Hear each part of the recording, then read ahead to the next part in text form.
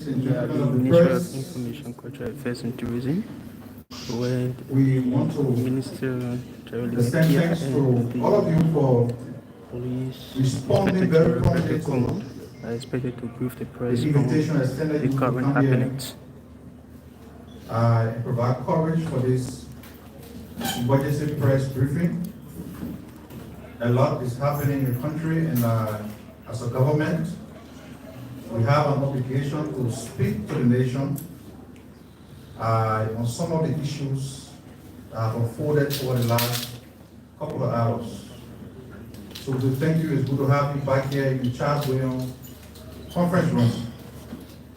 We have the Minister of Information, Cultural Affairs and Tourism, Honorable Jeremy Pia, explained by the Inspector General of the Liberia National Police. Let me now invite to the podium Minister Jeremy Pia, who will speak, and thereafter be followed by the Inspector General of Police.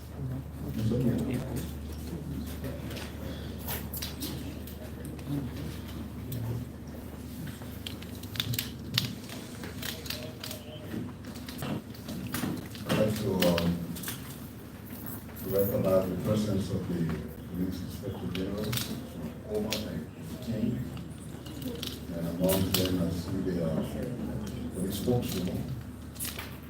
I also see a former police spokesperson, St. Collins, fully attired in police regalia. Good to see you. Director General of the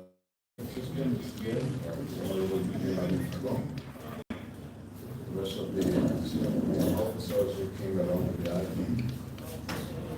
We welcome all of you to this impromptu press conference. The key speaker here will be the IG. There are a couple of issues that I would like to throw out. And the first is that this evening, the President, His Excellency Joseph Numa Bwaka Sr., we address the nation.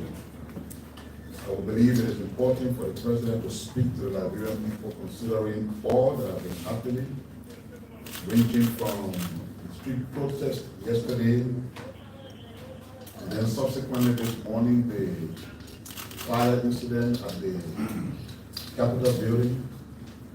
We know that there have been healthcare students from the medical school, concerns. So the President will address the nation this evening by confirmed from the parlors of the executive mansion.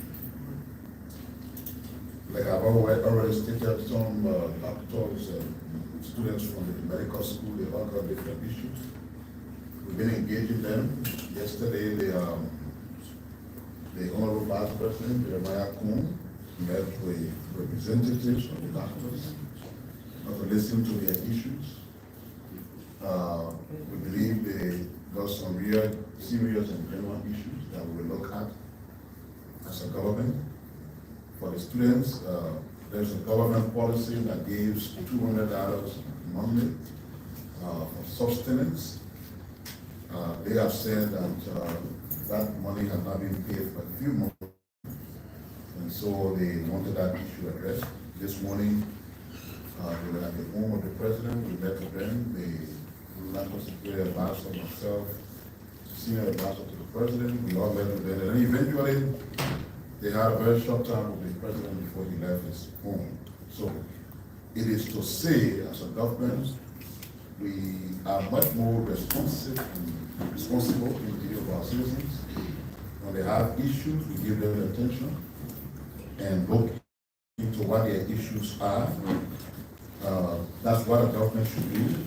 We don't just tell people, that what they are doing or saying may not be important. And so we're giving them the attention that they need, so that whatever the issues are, we can dialogue together and be able to find a solution. And I just want to also say, even though the police are this country, like I've always said, has a violent history. It is important important to keep reminding people.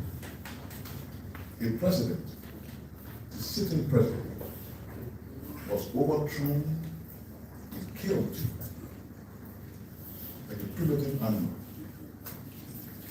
Following his execution, senior government officials were executed publicly. We had a questionable election in 1985, and immediately after that there was an attempted coup.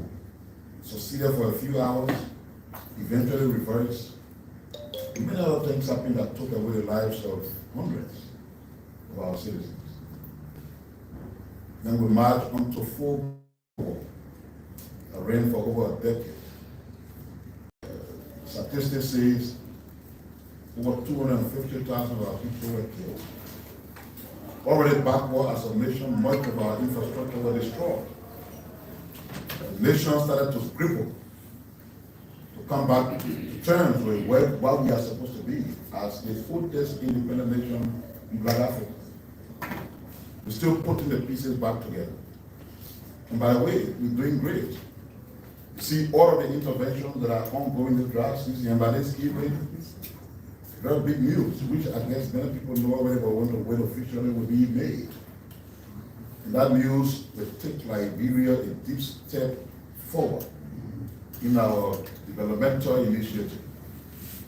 This is not something that is common. It requires people who understand what it means to do the business of government to get kinds of feet in a year's time. The president was elected for 6 years. But in less than a year, we're having these big wins. And rather than working together to sustain the progress we're making as a country, we're seeing these elements of lawlessness and violence that is permeating the society, which the government must say, like the president said this morning, are all considered unacceptable. If there are people who believe that it will cause insurrection here, there are people who believe that they will make violence as a way of life here. Let me call your attention to the fact that there's a government here. And we have a responsibility as a government. Primarily among them is to ensure the protection of lives and property. And we will not falter, not default on that responsibility. To those who are bent on causing chaos in the society, be warned. Your excesses will not be tolerated. We will face you head on within the confines of the law and ensure that the peace that our people deserves is attained. Just as you think you have the right to do the things you say you want to do, others have their right to move around freely, go about their normal businesses, before somebody trying to obstruct what they want to do. We do not have space for violence because the history that we have as a country, as it relates to what has happened here, is something that should keep all of us walking in chalk now. And you media, you have a very serious role to play. Sometimes we things happen and everybody, and you see some media outlet creating a different scenario, and you wonder, where did they see that from? Are we not supposed to, as the fourth estate, yes, have to communicate with us your work? Are we not also supposed to be concerned about the peace and security of the country? Are we supposed to be conducting ourselves in ways just to prove that we are a tough media entity? The toughness of a media institution rests in the credibility you bring with the information you put on. Now with the regular behavior of unleashing insightful comments, caring less about what we're having here. You don't care whether this plane goes into flame. And some of you, not all of you, to a general, media has been doing excellent. But there are some who say, no matter what happens, whether you're doing good or your business, we continue to paint everything black and ugly. This is unfortunate. So we're pleading with you. We're not in the business of trying to stifle the media. We've been helping you to grow. In fact, in just a few months here as minister, we showed the registration of 37 new media institutions. So it means we want to see the media space to expand. At the same time, we appeal to you to be mindful of the fragility of the situation of our country and conduct your media business in ways that will consolidate the peace rather than undermine the peace.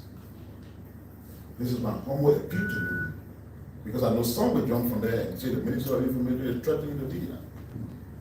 I can't be giving you lessons to operate in your dozens at the same time. So when we appeal to your consciences, the role of the media is to just report the truth, nothing but the truth. People say they have something they call ABC. They say you should be accurate, you should be balanced, and you should be credible. That's media. That's sensationalization and insightful activities. So we plead with you to allow yourself to be guided by the standards and ethical principles of what a media entity should be. Think about the ordinary people who got nowhere to go. Think about what will happen to them when chaos erupts and they all stranded in a circle of violence, and do that which is proper for the survivability of our country. Having made these few comments, I would now invite the Inspector General of the Liberia National Police to come prepare the Ku-Wor who will address you.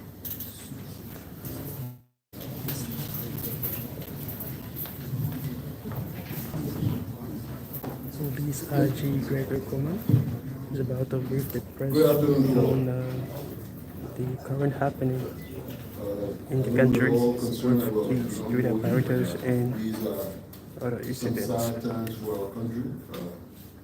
The national security remain at full alert, and we're here to reassure the general public that we remain committed to the protection of our citizens, and we will do everything in our authority to ensure that authorization that's given to us will be maintained, and that we will continue to work together to build safe communities. There are two issues here that I want to talk about. One, the protest on yesterday, the 17th of December, and the ongoing situation at the Capitol with the arson issue. At least we have that under control to an extent, but we need to do some extensive investigation. Yesterday's situation, it was quite unfortunate because we reintegrated our commitment to protecting the fact that people have their constitutional rights to gather, and it's enshrined in the Constitution, and we do not have any other alternative but to support and provide the needed protection. Even when it was unlawful, peaceful protest, we provided the needed protection, we marched with them. We pleaded that there were other people who didn't, and they insisted. We guided them. The other people's rights were trampled upon. Reached all the way to the University of Liberia and gave a designated protest zone. The reason for that, I mean, normally we would allow people into the Capitol to present their petition and stuff, but since we've had all of these different situations, the intel of violence at the Capitol has been something that has been coming on a daily basis. So we made a decision that only would the staff us and the lawmakers will be allowed to go there to carry out their function, and we made it clear that those who want to present a petition, there's a space on the other side that you all can use. Unfortunately, some group did it here, and they went to the designated area. The other group decided to break the barrier, and it became very violent, stone the officers, and the officers did that led to an escalation. Tear gas was fired, and they were arrested. In that process, we had 72 persons arrested, out of which 15 was forwarded to court yesterday. 10 were released because from initial interrogations, we did not establish their involvement, so they were released. And now we're still investigating the rest of them. Hopefully, by the time we order here, some of them will have been forwarded to court and more could have been released because based on the interpretation of their level of involvement with the ongoing issue. For those who have been charged thus far, the charges range from criminal mischief, physical obstruction of government function, aggravated assault, riot, failure to disperse, obstructing highway and public passages, and disorderly conduct. Early this morning, we received call from the Capitol that there was smoke coming out of the joint chambers. And by the time we got on the scene, it was a full blaze. We made contact for support, the fire service, LPRC, the water and sewer, probably entered this sky of water, and all those who had available trucks came in to help to suppress the fire. Within 4 or 5 hours, we have continued to a larger extent. However, there is an ongoing investigation, a joint investigation, including the fire service, regarding this particular issue. We are looking at the possibility of an accelerant being used, but until we can have information, we will be calling on technical expertise of other international partners to be able to examine what we are looking at this point in time based on our limited capacity. We are also looking at other intelligence that we have been gathering, and that's the reason why we've always been there.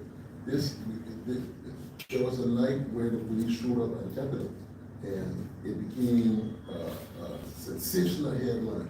The police at the Capitol in the night. We don't just want to get up and go there, but we are led by intelligence. And this thing been coming for almost over a month. Every time we've been doing everything to stop it. Unfortunately, last night we now have this incident on our hands.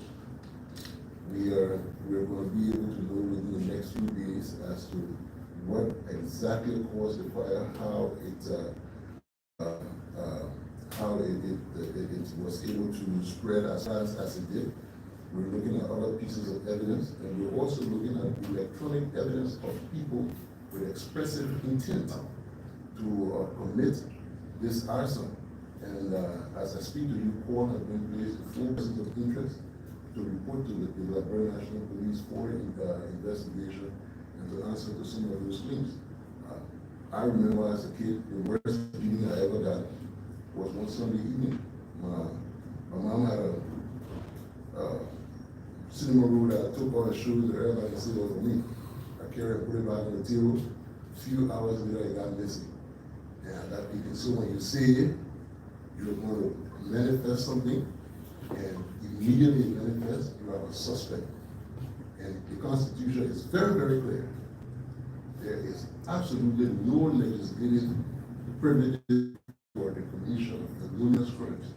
So the Deputy Inspector General, Crime Services, Intelligence, and Interpol have been instructed to place calls to individuals of interest in this investigation, and it is my hope that they will willingly come in and answer to whatever concerns there are, because this is the people's vote, this is the people's assembly.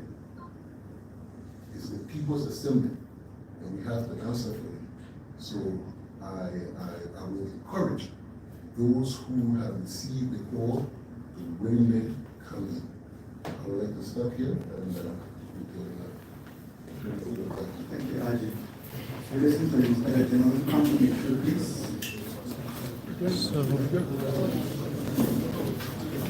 So I'm see you having the numbers. The Ajay will take 3 questions at a time and address them before we take a number 3. Please come ask question. Please introduce yourself. Okay, my name is Alfonso Kalama. I write for the People newspaper. Come on, one second. There's some major information that was left out and let me just say it. So the government of Liberia is announcing a $5,000 US bounty for those with credible information as to what happened at the time. We believe there are people who may have information, and it's a way to encourage you to assist. It's your country. If you know something and you keep it away, maybe my guess bigger than what it is, you're not going to be somewhere else, you're not going to be right here. So there's a $5,000 bounty out there for anybody with credible information that could lead to some what took place at the Capitol. And as I was talking we've seen pictures on news. For example, somebody take a picture from ABC people who got wounded in times. And you put them on your newspaper to create an impression that that was what happened yesterday. I mean, what do we want to do as media people? Somebody that just spoke to one other newspaper. There's a particular picture of a guy with blood on your face coming out and then passing around for more than a year. And it's only question from page story to give an impression that what happened yesterday. To what end? What are we attempting to do? We have to be clarifying yesterday that no live bullets were used. The police inspector general is ready. But that became a full panel headline of a major newspaper that police used bullets. So please, they are appealing to your conscience. The wrong thing have been reported. I'm 9 years of minister of information who will tell you don't report the facts when you have it. But those kinds of intentional distortions, what is the going? You have got to stop. That's your question. Okay, so my name is Alfonso Kalama, and I write for the People newspaper. Sir, prior to this morning fire incident of recent, there is a case of fire situation again from the grounds of the Capitol. I want to know what did the police do in that direction and would have brought us this far. Secondly, there is a report. Yeah. Yeah, it's just a follow-up question. Just a follow-up question to the first one. It's not a separate question. There is a report that there was an arrest made this morning. Can you clarify that the police made an arrest of people who were on the grounds of the Capitol prior to your arrival? Thank you. Good afternoon. My name is Moses Gazi from the BBC. Last evening, while surfing on social media, Representative Gray alleged that a huge number of citizens who were arrested by the Liberian National Police and taken to a new location. Would you mind clarifying that? Then the next one has to do with, you said you invited some people of interest. And I know that Representative Foko has been trending on social media, seen as worry news, Alamo by the embattled speaker for Latiko, and they're part of the people of interest. And so, folks, my name is Chief Boa, and I report for the Liberia Television. Chief, basically, my concern has to do with the police authority working along with the police who are assigned at Capitol Building, and how are they working? What message have you put in place that journalists who are assigned on those things can cooperate with our security personnel who are assigned? Because from the incident, there have been so much between journalists and security apparatus who are assigned at the Capitol Building. Is there any measure put in place for journalists?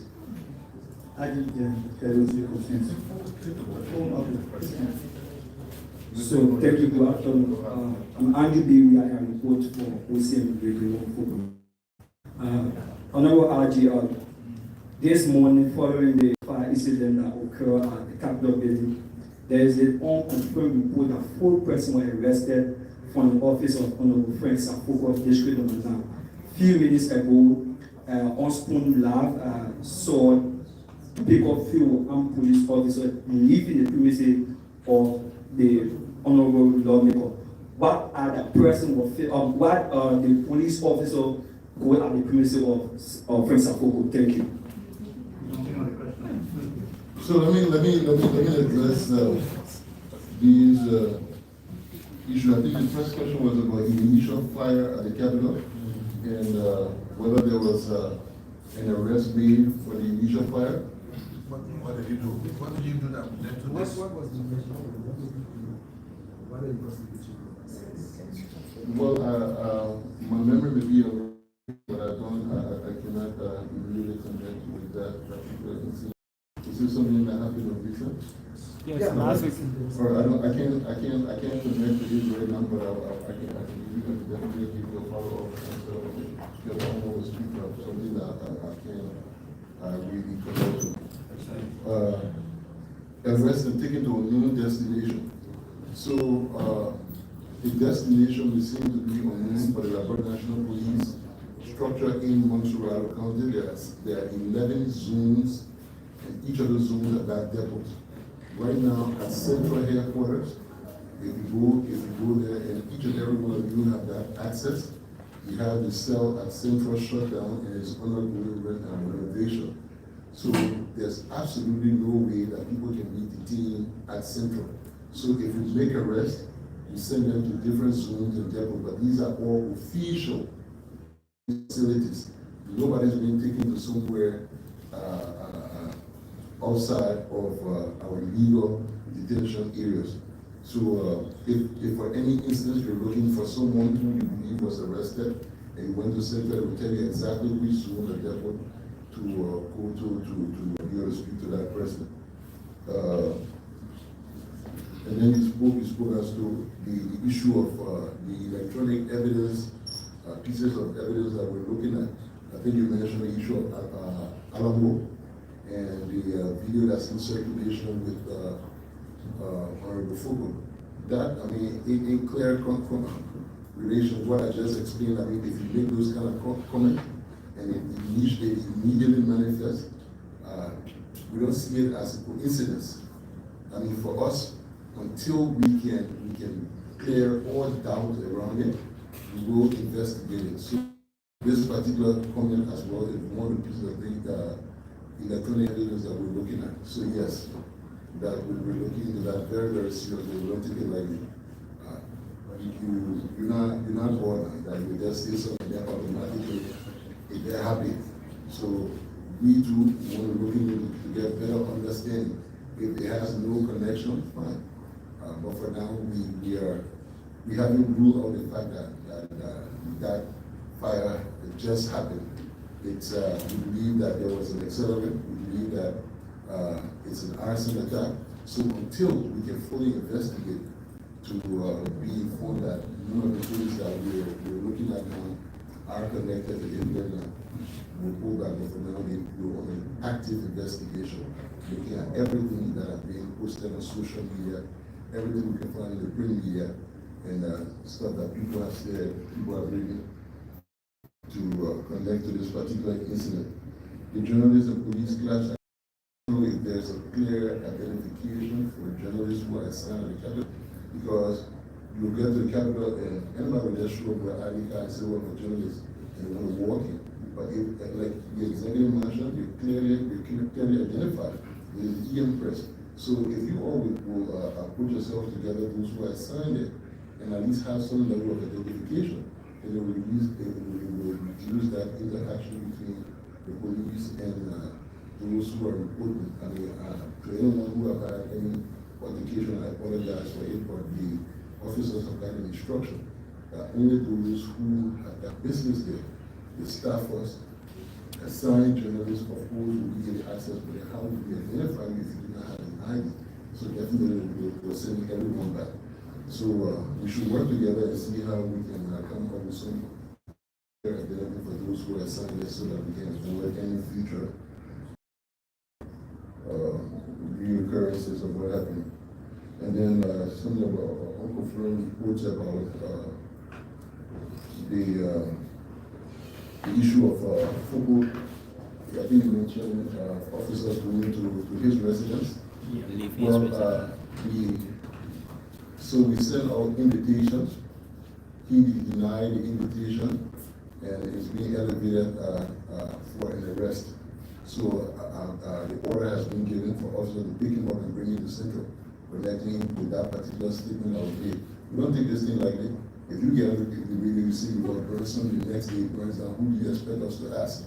And that, like I said earlier, you're not covered by no legislative immunity when it's a felonious crime of such. So yes, it is my he will willingly come in. Those who we have invited is an invitation to connect them to the crime. So we have the escalated with my way through the court. But for him, I mean, it is an immediate issue. And I'm sure he's somewhere listening right now. And I will advise him to kindly come in. Thank you. Thank you, Haji. My name is Struble from and I report for School Network. In your session, you said that the police is investigating arson.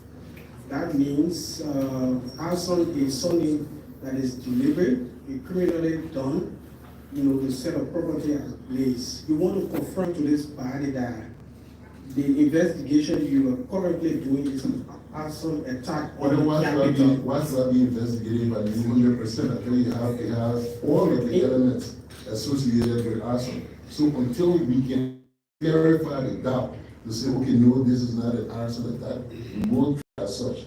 That's what it is at this point. This is where coming in your statement, you did mention that you are investigating arson. You went on to say that you would ensure to see whether this was an electrical fault and all of that. We just want to get this clear, because when you say this is an arson attack, it is clear that someone went in a place and set it ablaze. If you say electrical shock, it means that is a totally different thing. And to put a spin on the question, I'm only asking. No, let's stop. Let's take that.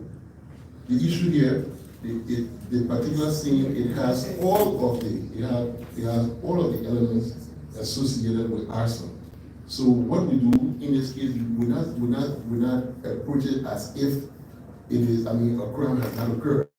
We treat it as such until we can clarify all of the doubts and everything around it. So for now, it is an arson investigation. If we find nothing, so be it. But we will have to use all of the elements that we use in engaging the investigation when we're looking at an arson attack. Thank you, RG. So it is clear that someone set the place ablaze when you have not found that person. What language are we speaking here? And B, to the question, to put a spin. Just give me the RG said to ask my question, please. No, this is not RG. My colleague asked about arrest. You did not answer the question. What a couple of arrests. We heard that the police initially went on the scene and made a couple of arrests. You did not, comment on the issue. Thank you. Yes, I think. Thank you. There were several arrests made this morning of people who we saw on the premises. Some of them turned out to be security. They were later probably identified and they were released. However, we have, I think, 2 or 3 more persons that we have not cleared their identity, and we're still speaking to them. I think even all of the securities who were at the Capitol this morning, they were all arrested as people of interest. But as we spoke to them, and they gave us reasons to establish their identity in the role that some of them were released. So yes, we have people we're questioning at this point in time. I'm Francis Kelly Koba. I do report for the Right TV Network. There was this release at most 2 hours from the U.S. Embassy condemning the action of what happened yesterday and today. Yeah. And the U.S. Embassy said that it is a right of citizens to activate protest and so on, and the citizen right where the citizens will be activated. Is it that the police actually use force on peaceful citizens who were protesting or marching from one point to another? And also, so the embassy question, the embassy release today, is based on how much information they have. And Sorry, I'm also, let me interject. Because, you see, it's the same thing I was saying about the media. Front Page Africa has a banner headline that says the U.S. Embassy accused the police of using excessive force. And you forget that we are a government. We have big contact with the embassy. And I can read what they told us. We did not use that language. Front Page Africa is misleading the public. Well, at no time did we say police use excessive force. And they gave us the entire statement. Here's the statement. The U.S. Embassy condemns violence on Capitol Hill. Citizens have the right to express their views peacefully, and violence is never the answer. Political differences should be resolved through an open political process. We call on all parties to remain calm and resolve the impasse on Capitol Hill so that the legislature can return to work on behalf of the Liberian people. Where in this statement is it mentioned that the police use excessive force? So this is part of the problem we're talking about. But even if the embassy had even said that, it's based on how much information or whatever that they have. But listen, when you are the one on the ground and you're experiencing what it is there, look, the same thing that running each and every one of you beings is the same thing that running the police officers being. They're all human beings. If you go there, we stand up to do a piece of job to keep the peace. You will not come to start and assault the officer and throw stones and expect them to just stand up and get wounded. The officers marched with protesters from all the way 9th Street, all the way to the designated protest zone. Not until the area, all verbal instructions failed, and officers were being thrown and getting wounded before we elevated it to a non-lethal force, which is acceptable on our use of force continuum. So the force was not excessive, it was equal, it was proportionate force that was used to quiet the situation yesterday. And look, I must commend the officers. They showed remarkable discipline, and they were able to restore order within minimum time and restore the flow of traffic and get people going on their way. Listen, we all have our own issues. Look, some of the things that you complain about, it will benefit me. But how you express it is what matters. You cannot infringe on the rights of others and you expect us to stand and just watch you. This is not a wild, wild west. This is a nation of law. If you all have decided that we should serve as law enforcement officers, we will enforce the law. We'll protect and everything. But definitely you cannot trample on the rights of others and have us stay by and watch. The force was very, very proportionate yesterday. Yeah, I didn't actually finish my question. So there are some accession coming from viewers across the world and so on, making some flashback during the days of President Weah about June 7 protest 2021, wherein protesters were hugely protested. But people are also saying that why is it that under your administration, police are using excessive force and directing it from the days that President Walker came to power? Okay, so that's an excellent question. Because the protesters of yesterday, bearing witness, where did you see protesters come there when it was feeding them the sword and giving them bread and were throwing stones? The protesters, June 7, you saw them throw one stone? Did you see them throw a stone? No, things and times have changed. People are expressive in a completely violent manner. And if trust going to the designated area, we will have pampered them and done and provide them all the necessary support that we could give, because like I say, whatever you protest for, we all live in the same community. You could protest for data, myself I want browse. If you protest for LEC, myself I want enjoy correct. So we all enjoy the benefits of these things.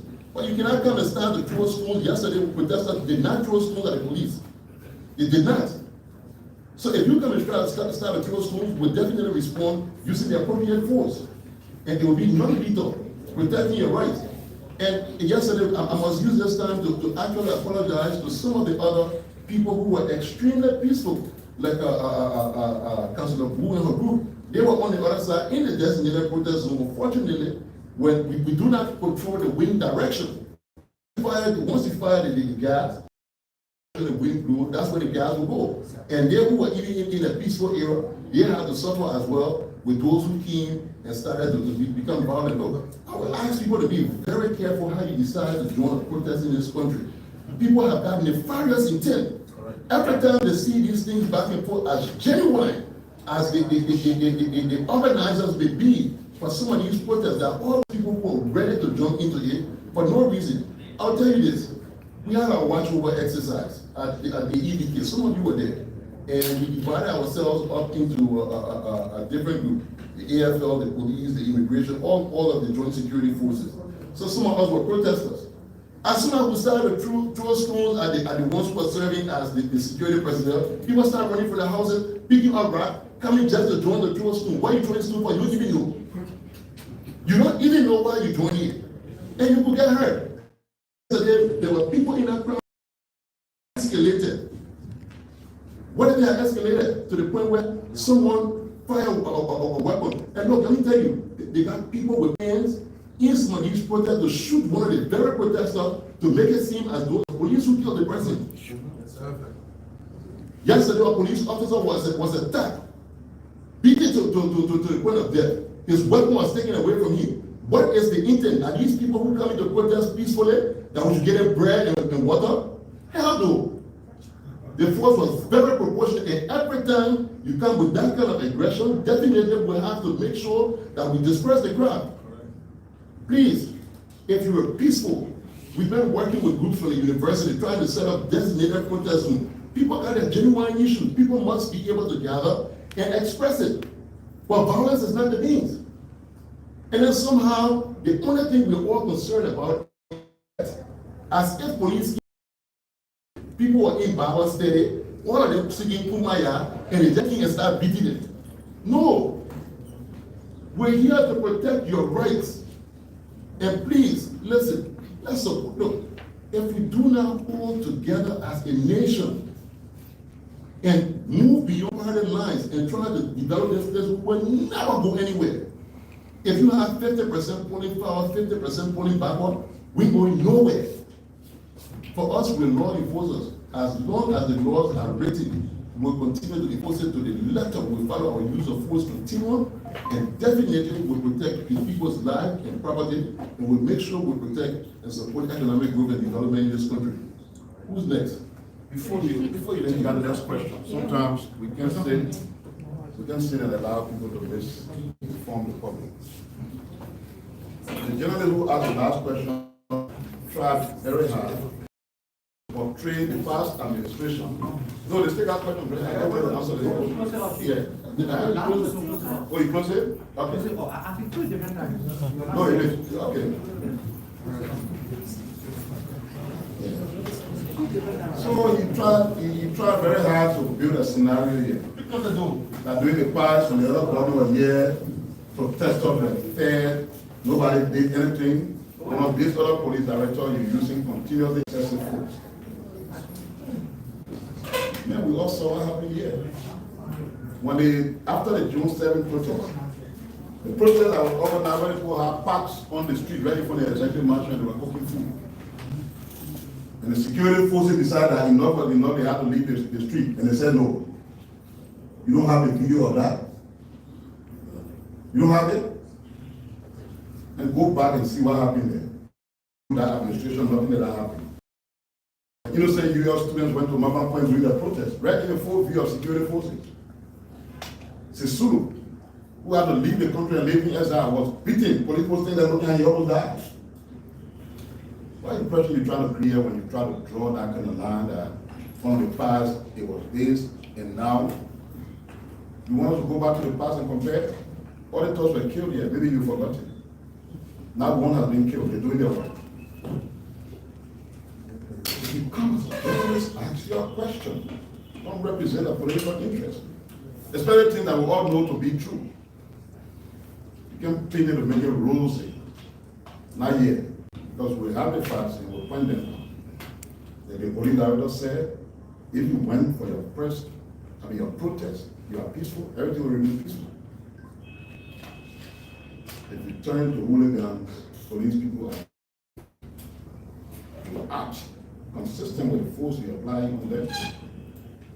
Like you said, the officers were efficient, were professional, were ethical, and they did their job. I see all the lies being told, they are already around all these people. Two airlines that come from one institution, all proving out to be true.